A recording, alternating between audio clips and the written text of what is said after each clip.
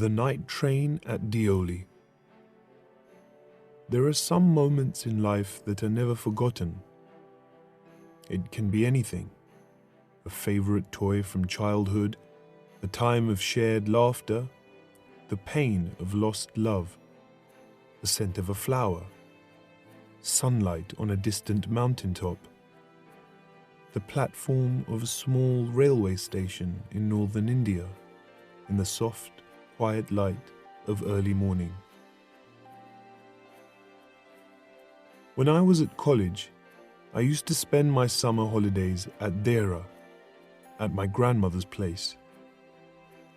I stayed there in the hills from early May until late in July. Deoli was a small station about 30 miles from Dera. It marked the beginning of the heavy jungles of the Indian Terai area. The train used to reach Deoli at about 5 in the morning, when the station was poorly lit with oil lamps and the jungle across the railway line was just visible in the early light of day. Deoli only had one platform, a waiting room and an office for the station master. On the platform, there was a tea stall, a fruit cellar, and a few thin, hungry dogs. Not much else, because the train stopped there for only 10 minutes before rushing on into the forests. Why it stopped at Deoli, I don't know. Nothing ever happened there. Nobody got off the train and nobody got on. But the train always stopped there a full 10 minutes. And then a bell sounded, the guard blew his whistle, and soon Deoli was left behind and forgotten.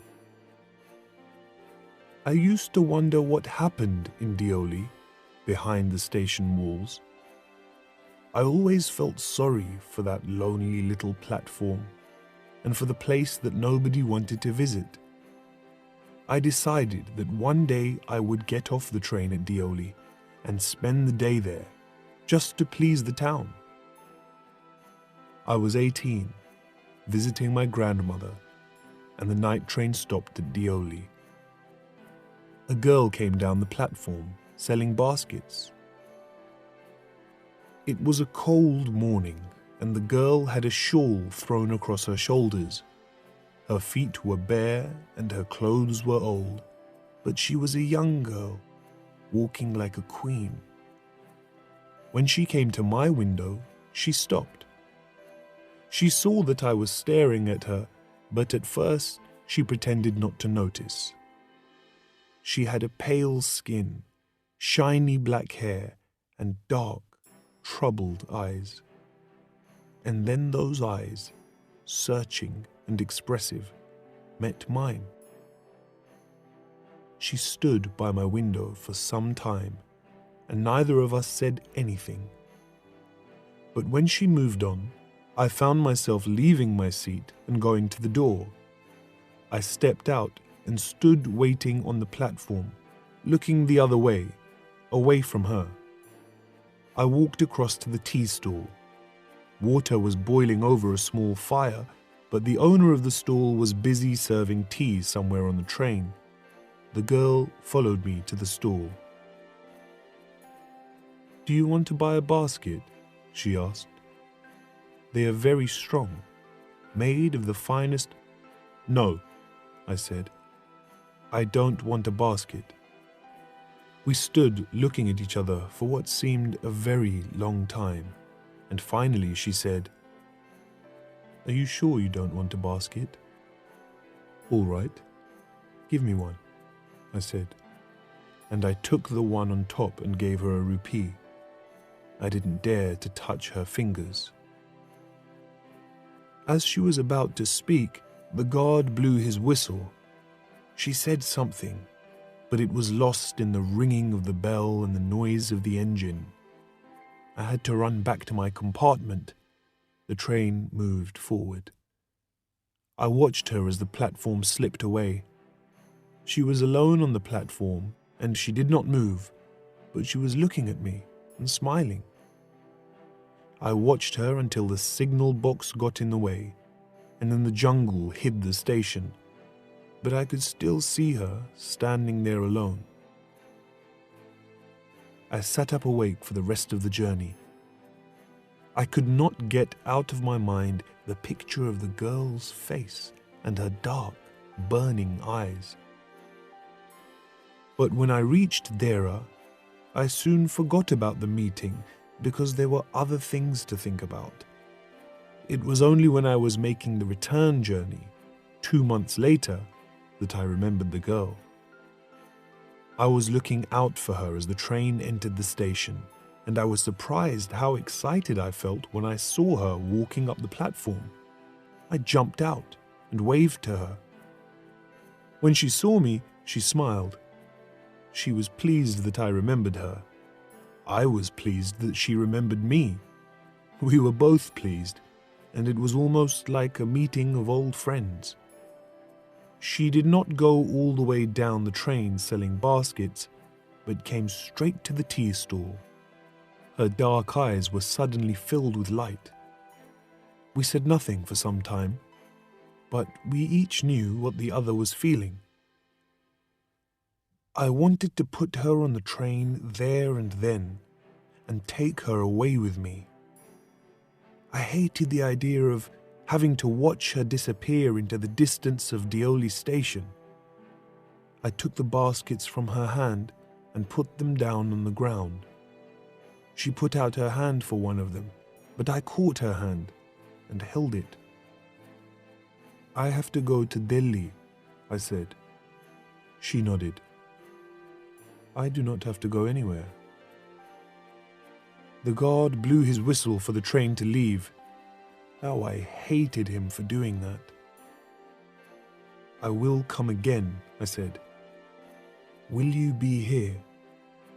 She nodded again, and as she nodded, the bell rang and the train started to move. I had to pull my hand away from the girl and run for the moving train. This time, I did not forget her. She was with me for the rest of the journey and for long afterwards. All that year, she was a bright, living thing in my mind. And when college finished, I packed and left for Dera earlier than usual. My grandmother would be pleased at my eagerness to see her. I was anxious as the train entered Deoli because I was wondering what I should say to the girl and what I should do. I was determined not to stand helplessly in front of her, unable to speak or express my feelings. The train came to Deoli, and I looked up and down the platform, but I could not see the girl anywhere. I opened the door and stepped onto the platform, deeply disappointed and fearing the worst. I ran up to the station master and said, "Do you know the girl who used to sell baskets here?" "No, I don't," he replied. "And you'd better get on the train if you don't want to be left behind." But I walked up and down the platform and stared past the station buildings.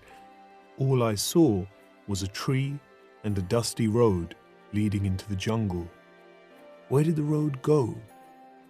The train was moving out of the station, and I had to run up the platform and jump for the door of my compartment.